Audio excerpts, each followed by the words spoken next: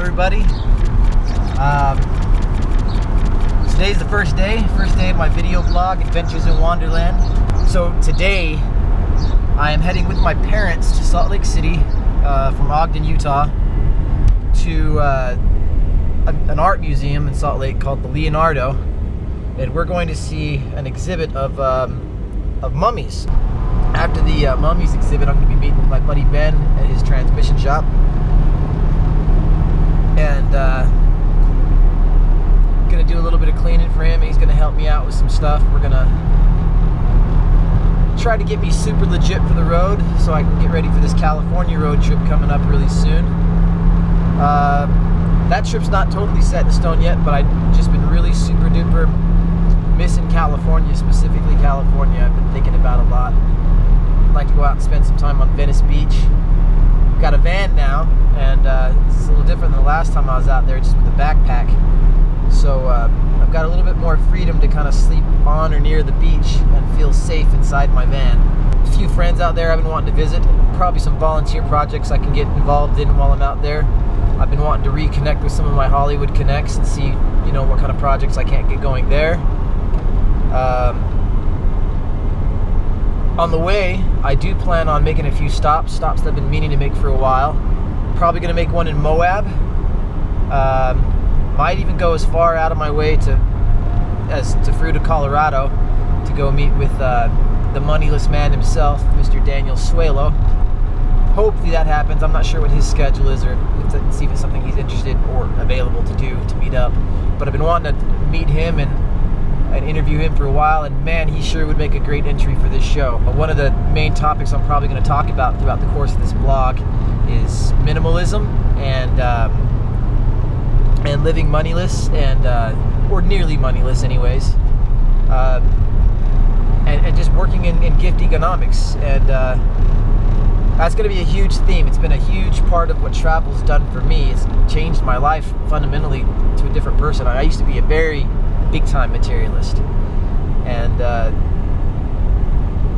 guess the road just kind of showed me the way. It was never something that I intended to do. It was never like a goal.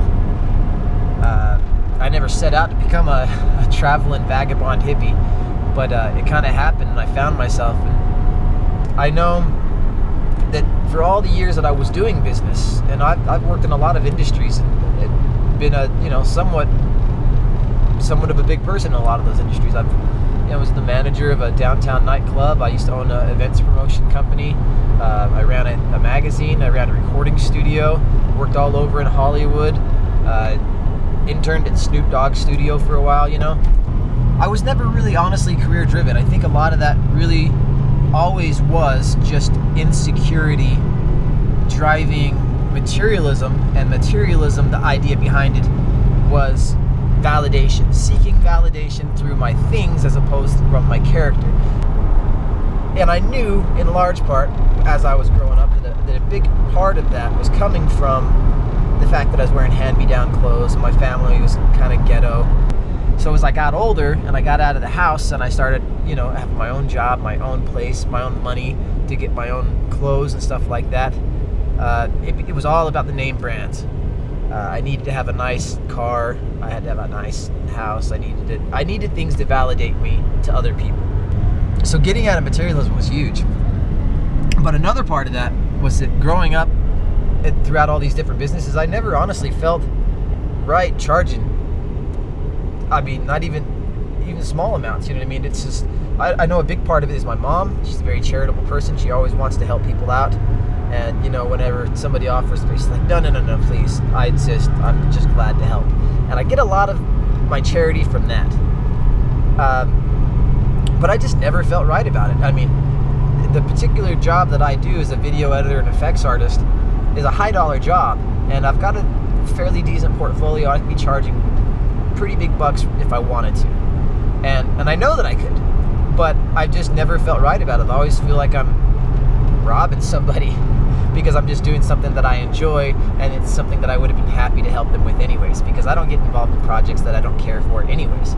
So when the idea of gift economics was presented to me, I immediately latched onto it, and I knew that this was for me.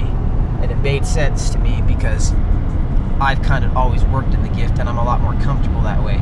And now it takes the pressure off of me for that. Whenever somebody asks me, well, how much is this going to cost me? I say, well, I work at Gift Economics, and what I do is free, and you're welcome to tip anything or nothing. And a lot of times people don't tip anything, more often than not, which is fine because I just wanted to help, and I got what I wanted out of it. And other times they tip a little bit, and other times they tip way more than I probably would have charged them.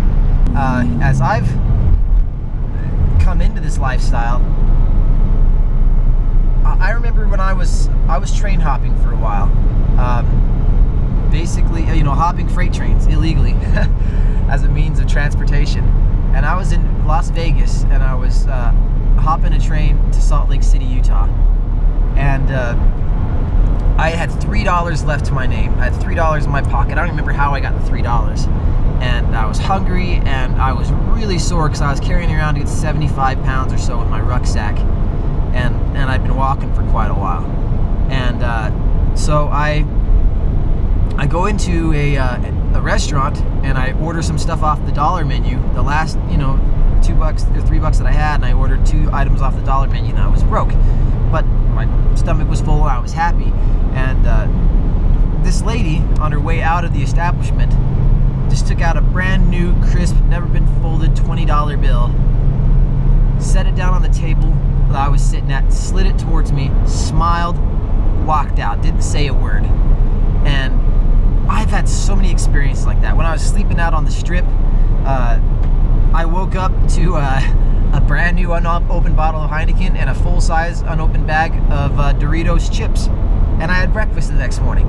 And obviously it wasn't a healthy or good breakfast, but man, I was grateful. And just the charity of people and the goodness that I've seen in people has been amazing. And sure, you see a few people that kind of look down your nose at you, but it's like, you don't let them bother you, because you know what you're doing, and it's an intentional thing, and that you're not where you're at because you screwed up. So this has been, I guess, just some of my ramblings for first episode. Hopefully the audio came out okay, and you guys can enjoy watching some more of these videos. So Vagabond out.